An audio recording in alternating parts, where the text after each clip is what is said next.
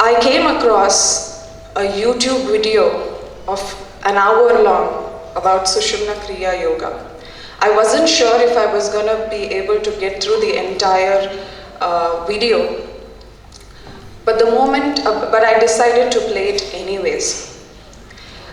Until that moment, I've never heard, known or seen Aathmanandamayi Mataji. Her sheer grace was divine, her voice was infectious, and her smile is so contagious that I couldn't stop myself but watch to the bottom of the hour. Everything changed for me when I also read the book, The Autobiography of a Yogi by Paramahamsa Yogananda. I could resonate more with the Kriya Yoga practice that Ammagaru has bestowed upon us.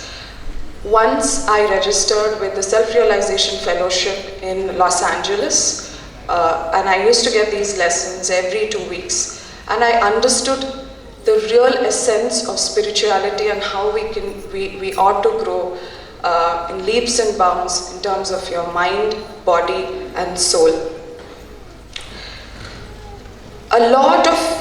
The moment I finished watching the video, I resolved that I will take this up as a challenge and sincerely practice Sushumna Kriya Yoga for 49 days, 49 minutes during the Brahma Muhurta hours, and without any expectation.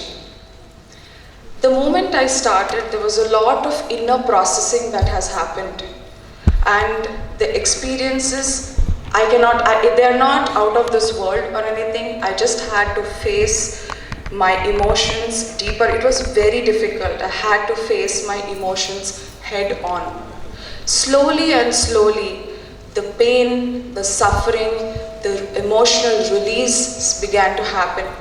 And then a sense of calmness and peace within started to crop up towards the end of the 49 days. There was something about it that I did not want to give up. And that became my daily routine during the Brahma Muhurta. I call it my rebirth because the Samya I knew before was very naive, super reactive, very impatient and confrontational, who could be easily manipulated and gaslit. With regular practice, I understood the suffering behind the anger and the impatience. A deep sense of compassion for my inner child grew. I owned my inner child like my own. I wouldn't abandon my child if she was going through the same suffering. I experienced a heightened sense of awareness within my meditation where I understood what death really feels like on a soul level. July 7th, 2021 was the pivotal moment of my life as it taught me to never fear death or any circumstance or anyone for that matter. I had increased clarity that helped me make conscious and informed choices.